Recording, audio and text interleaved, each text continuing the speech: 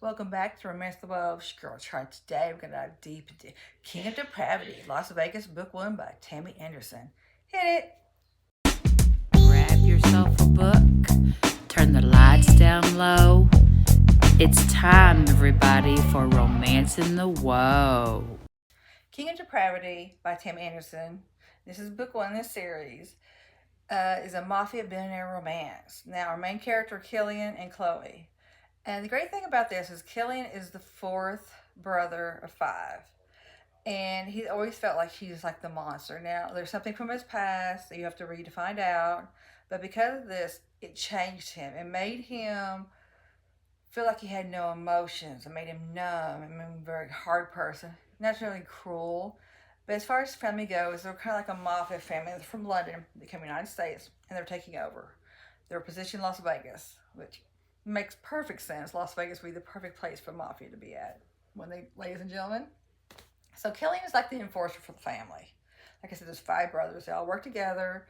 And he's always felt out of place with his brothers. He loves them in his own way. And I say that simply because he feels like he doesn't feel, but he really does. Inside, there's something there. And the thing is, his brothers send him out to watch the Russians. Now, the Russians and the Italians are meeting together. And there's this diner that they keep going to. Now, these are very bad men, don't get me wrong. And they're meeting together. And the point is, they want Killian to go there, watch them, kind of spy on them, see what they're doing. But there's one certain man that they basically want him to kill. And right now, Killian's kind of learning his habits, where he's doing, hour to hour to hour, where is he at, who does he know, who's he speaking to. And while Killian's doing this research at this diner, he sees this pretty beautiful waitress named Chloe. Now, Chloe is struggling. She's barely making it. She's trying to survive. She's very talented. She's really can paint, and she has this very wonderful skill.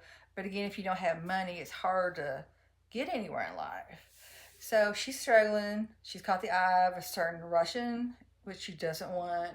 So Killian kind of steps in and protects her at one point, which draws the Russians' attention, which is bad.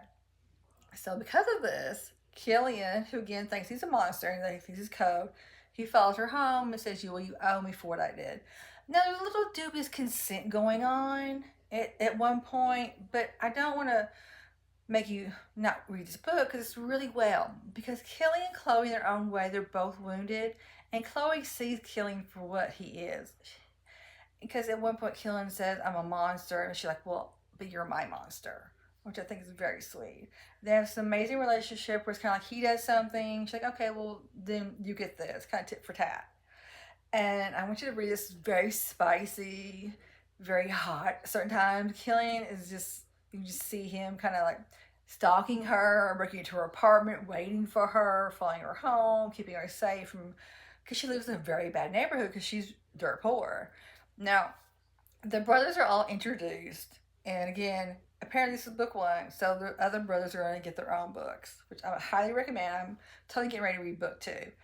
And Killian I love because his past, the brothers don't understand why Killian changed when he was a child.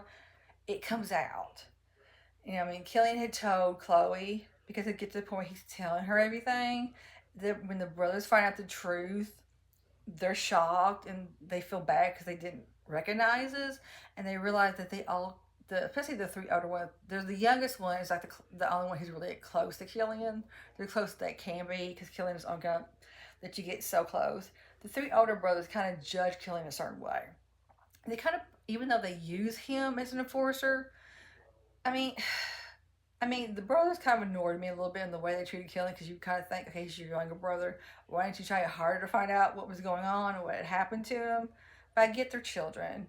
But it just seems like they should have done more for him and figured out what was really going on with Killian, because his trauma is real. He went through this, and just when the truth comes out, it's like they all kind of realize they played a part kind of building up the monster role for him.